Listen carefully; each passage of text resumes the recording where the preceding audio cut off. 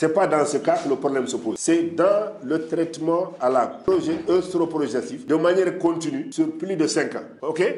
Donc, pas de panique. Pas de panique, continuez à prendre les pilules, mais ne prenez pas les pilules comme si on traitait la ménopause sur 5 ans ou sur 6 ans ou sur 7 ans. On a parlé de l'épidémiologie mondiale des cancers. Dans tous les pays du monde, surtout les pays développés, le premier cancer de la femme, c'est le cancer du sein. Mais dans les pays sous-développés, dans notre cher Sénégal, le premier cancer qui fatigue les femmes, ce n'est pas le sein, c'est le col de l'utérus. Et le premier cancer mortel chez les femmes, ici au Sénégal, c'est le cancer du col de l'utérus. Alors, ce cancer-là, à votre avis, comment on le capte? Comment on l'attrape? Comment il survient chez les femmes? À votre avis? Ben, la réponse est même sous vos yeux, mais vous ne pouvez pas me le donner comme ça. Vous allez m'expliquer. Avoir plusieurs enfants et rapprochés. Oui, facteur de risque, la multiparité. Ok, ça a été cité. Ce n'est pas un facteur principal, mais c'est un facteur de risque qui existe. Mais quel est le facteur principal qui entraîne la survenue du cancer du col? C'est un virus. Human papillomavirus humain, le HPV. Ce HPV-là, il y a plus de 130 espèces de HPV.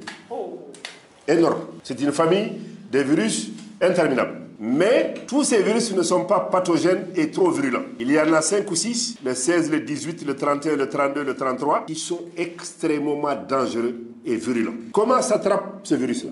Comment on l'attrape? Est-ce que c'est en prenant ma tasse de thé? Est-ce que c'est MSC, des maladies MSC? On regarde les relations. Relations sexuelles. Oui. Alors, regardez comment ce virus, il est pernicieux. Ce virus, il est transmis par les hommes à travers les relations sexuelles vers les femmes. Le virus HPV quitte l'homme, il contamine la femme au cours des relations sexuelles. L'homme s'en fout parce qu'il développe le cancer un cas sur 100.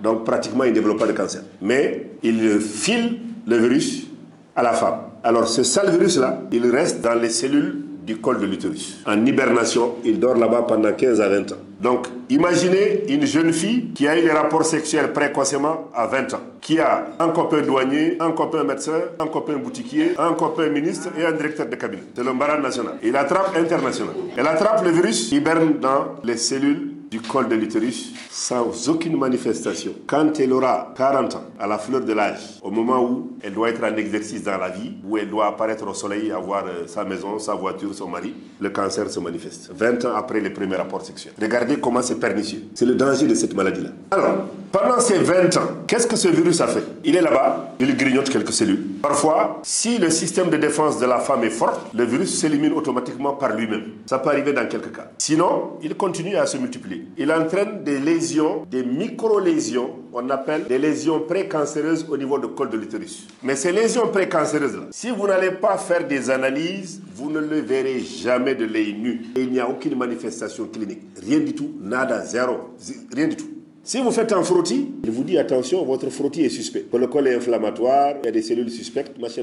Vous allez voir le gynéco, il vous dit attention, on fait un traitement anti-infectieux. Si ça ne suffit pas, on vous envoie faire une colposcopie. C'est la caméra qui montre le grossissement du col et vous allez voir des petites lésions. On met de l'acide, on voit des lésions blanches qui sont des lésions qui sont liées à ce virus-là. Mais à ce stade-là, vous n'êtes pas malade. Vous avez des lésions précancéreuses qui dégagent de la chaleur, de la forte chaleur, qui brûlent les lésions précancéreuses pour les faire disparaître. Et en même temps faire disparaître le virus. On fait le contrôle au bout d'un an, le virus a disparu. Mais après, vous êtes tranquille pour le reste de la vie. Si ça ne suffit pas, on passe à la chirurgie. Mais si vous n'allez pas consulter chez le médecin, vous ne faites pas le bilan, vous faites ce que vous voulez, vous avez le nombre de copains que vous voulez, vous avez les poches et le sac rempli d'argent, eh bien, au bout de 40 ans, parce que je vous rappelle que cette maladie, elle survient à tout âge. L'âge moyen de survenue, c'est 40 ans. Mais on a vu des jeunes filles de 25 ans. Comme on est dans un monde où les rapports commencent à 13 ans ou à 12 ans, on a vu des enfants à 25 ans développer des cancers du col de l'utérus. C'est extraordinaire. Elles sont toutes petites là. 25 ans, cancer de l'utérus.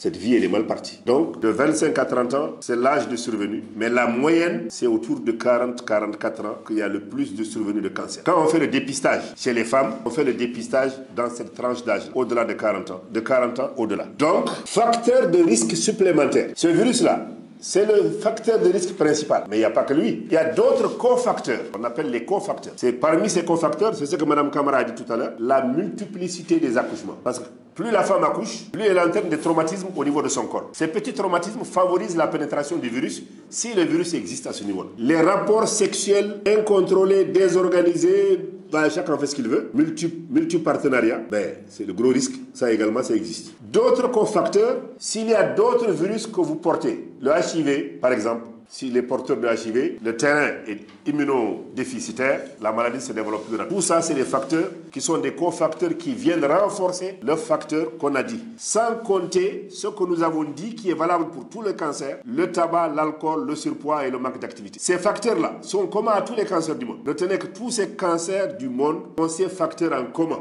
Mais après ces facteurs en commun, il y a des facteurs spécifiques. Ici, le virus. Comment il faut faire pour l'éviter? Puisqu'on sait comment on l'attrape, comment on fait maintenant pour ne pas l'attraper? Avant le frottis, c'est une étape, je suis d'accord avec vous.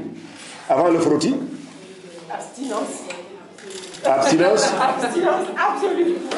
Ça, si vous dites ça maintenant, c'est les femmes qui vont me regarder comme ça. Ah, mais il faut déjà connaître son corps, je pense. Il faut déjà voir si on a quelque chose qui détend. Donc moi, je parle pour mon cas encore.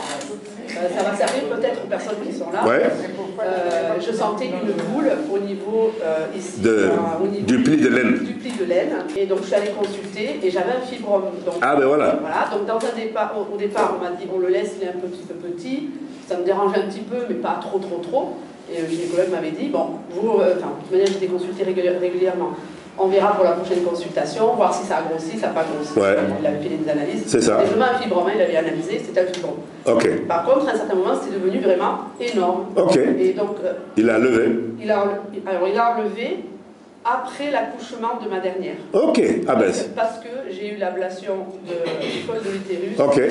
et d'une trompe, d'une ovaire. Ouais, trompe ou ovaire, hein, ça peut arriver. Voilà, j'ai plus le col de l'utérus et j'ai plus un ovaire. Il n'a pas voulu enlever les deux parce que sinon il me disait que j'avais une ménopause. Oui, la ménopause précoce. Précocement. Ouais. Donc voilà, donc j'avais 38 ans. Ok. Donc, ben, vous avez déjà fait vos enfants. Voilà, c'est parfait. La chance d'avoir fait déjà c'est tant mieux. Ouais. Voilà. Donc, mais ça peut arriver à des jeunes filles. C'est clair. En fait, l'exemple de cette dame, c'est qu'elle n'attend pas pour aller consulter. Moi, je trouve ça magnifique. Elle voit un cheveu blanc, elle s'est dit, écoute, je vais voir si c'est... Qu'est-ce que c'est, quoi? Voilà. Mais elle va, on lui dit, il y a un fibrome, il faut la lever, le col, il faut... Après, vous vivez votre vie tranquillement, vous n'avez pas de soucis. Mais si vous êtes négligent sur les bords, croyez-moi, ça ne marche pas. Alors, comment il faut faire pour l'éviter? Oui. Est-ce qu'on peut l'éviter vu que c'est l'homme qui le fait? C'est le virus. Alors... Oui, on s'écoute, on va parler à la fois pour que ça soit utile pour tout le monde. Bon, elle a dit que si c'est les hommes, il faut les amener à Banjul. Oui. Il existe un vaccin. Exactement. Pour les jeunes filles, en France, ils le font quoi. Très bien. Il existe des vaccins qui protègent les jeunes filles contre la survenue des cancers. La condition, c'est que ces vaccins doivent être pris avant le premier rapport sexuel. Ces vaccins-là, ils sont faits pour les jeunes filles de 9 à 13 ans, avant le premier contact sexuel. Dieu merci, au Sénégal, depuis 2018, ce vaccin a été introduit dans le programme élargi de vaccination. Il est gratuit. Une dose. À l'époque, parce que ces vaccins existent, et ils ont été expérimentés depuis 2005 en Amérique du Nord, notamment au Canada, où ils ont fait des grandes expérimentations sur une grande population générale. On s'est rendu compte qu'il y a beaucoup de bénéfices de ce vaccin. Ils ont vacciné toutes leurs jeunes filles. C'est après que ces vaccins sont arrivés chez nous et dans d'autres pays. Nous, au Sénégal, c'est depuis 2018 que l'État a subventionné ces vaccins. Il les a introduits dans le programme élargi de vaccination, gratuit à l'intention des jeunes filles entre 9 et 13 ans. Une dose suffit pour la protection maximale. C'est bon à savoir. Deuxièmement, comme on ne peut pas amener tous les hommes à Banjul, ce qu'on peut dire aux femmes, c'est d'aller se dépister. C'est pas compliqué. Prenez sur vous une fois au mois d'octobre de chaque année, au moins. Comme vous avez fait la randonnée aujourd'hui, dites dans chaque année, au mois d'octobre, je vais faire un frottis, je vais faire une recherche de HPV dans mon col, je vais faire une mammographie si j'ai plus de 40 ans. La maman me dit c'est parfait, le portage de HPV n'existe pas, votre frottis vient normal, vous vivez encore 2 ans supplémentaires. Si votre test de portage de HPV revient positif, que vous êtes porteuse de HPV, pas de panique, allez consulter. Il y a des prises en charge. Je vous ai dit, la colpo, la cryothérapie, la thermoablation existe pour brûler ces lésions précancéreuses, faire disparaître ces lésions et puis faire disparaître du même coup le HPV de votre col.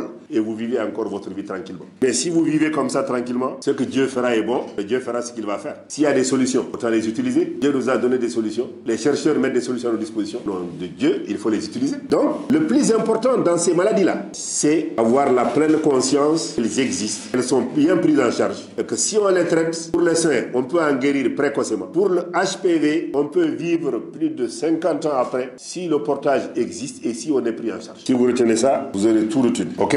Alors, tabagisme, alcool, contraception, distilbène, on en a parlé. Les autres cofacteurs, la sexualité multiple, le surpoids, la multiparité, le traitement immunosuppresseur, l'hérédité qui survient. Comment se manifeste le cancer du col de l'utérus? Si on ne fait rien, c'est-à-dire on ne dépiste pas, on ne cherche pas d'HPV, on ne va pas faire le frottis, on laisse la nature faire les choses. Quelles sont les manifestations qui nous orientent vers suspicion d'un cancer du col de l'utérus? C'est les pertes vaginales, qui sont des pertes particulières, malodorantes, qui ressemblent à des pus. Lorsque vous avez des rapports avec votre mari, c'est extrêmement douloureux et il y a une perte de sang après le rapport sexuel. On appelle ça les métrorragies post-coïtales. Après tout rapport sexuel, c'est du sang. Donc, vous avez des douleurs pelviennes, le bassin qui fait mal, les membres inférieurs qui font mal. Vous avez parfois des manifestations du cancer qui se sont établies. Mieux vaut se prendre en charge avant cette étape. Ok? Alors, dépistage, il passe par le HPV. Pour la recherche des lésions précancéreuses, il faut traiter. Le traitement, on vous avait déjà dit, la cryothérapie, la thermoablation, la chirurgie, la conisation, l'hystérectomie élargie, donc entre autres moyens. Maintenant, la prévention primaire, c'est ce que je vous ai dit. Il y a des vaccins qui existent. Depuis 2005 à 2007, ils existent dans le monde. Au Canada, au Sénégal, on l'a mis en 2018 dans le PEV. Il faut vacciner les filles de 9 à 13 ans. Il y a deux types de vaccins, le Cervarix et le Gardasil. Le Cervarix, c'est ce qui est dans le PEV, celui qui existe dans le PEV. On prend une dose chez les jeunes filles avant le premier rapport sexuel. Et le Gardasil également, que les femmes adultes ne sont pas porteurs de virus, peuvent prendre. C'est-à-dire, quand vous faites la recherche de HPV, le résultat arrive, vous n'êtes pas porteur ou de porteuse de HPV. Vous avez envie de vous protéger contre ce virus-là, vous pouvez prendre le Gardasil comme vaccin. Il vous protège. Voilà. Donc, alors, conseil alimentaire, pour terminer, il y a certains qui parlent d'aliments contre le cancer. Il n'y a pas d'aliments spécifiquement faits pour le cancer. Ça n'existe pas. Mais il y a cependant des aliments qui sont bons pour la bonne santé de l'individu, qui aident à la bonne défense de l'immunité. Parmi ces éléments-là, voilà ce que je vous ai proposé. Le poisson et tous les fruits de mer. C'est excellent, c'est bon pour la santé. Consommez sans limitation, là où vous voulez, comme vous voulez, en quantité que vous avez envie de prendre. Les épices, entre autres le curcuma, les viandes blanches, le poulet, les pintades, la volaille, tout ce que vous voulez. Vous le consommez à volonté, là où vous voulez. L'ail que vous connaissez, l'ail, il y en a même qui l'appellent le trésor, tellement qu'ils disent qu'il a des vertus contre le cancer. Dans toutes les alimentations que vous mangez, mettez de l'ail, croquez-le comme vous voulez. Il est bon pour la santé. Le thé vert de Chine, comme une tisane, après le repas, le soir ou le matin, prenez votre tisane à base de thé vert de Chine. C'est bien, ça a des vertus, c'est bon pour la santé. Les légumes à profusion. Mangez les légumes à profusion. Le citron vert, le matin ou le soir, vous faites bouillir un peu d'eau, une tasse d'eau tiède. Vous pressez votre demi-citron dedans, vous le prenez et c'est parfait. Il paraît qu'il a des vertus contre le cancer, il est très bien pour la santé. Contre tous les virus, il n'y a pas que le cancer d'ailleurs. Le citron est incriminé à la prise en charge de la grippe, de beaucoup de choses. Le chocolat noir également, entre autres, a été identifié comme étant un bon produit pour la bonne santé des populations. Je crois qu'on en a terminé. En conclusion, les cancers, bien que très dangereux, ne sont pas des fatalités. Il existe beaucoup de cancers accessibles au traitement et qui guérissent, notamment le cancer du sein et le cancer de la prostate. Tout repose sur le dépistage précoce et la bonne prise en charge. Grâce à la recherche, il existe de plus en plus de médicaments innovants avec moins d'effets secondaires et très efficaces. Alors, tous ensemble contre les cancers, par la sensibilisation et le dépistage. Je vous remercie pour votre écoute. Allah vous préserve, nous et nos familles. Merci beaucoup.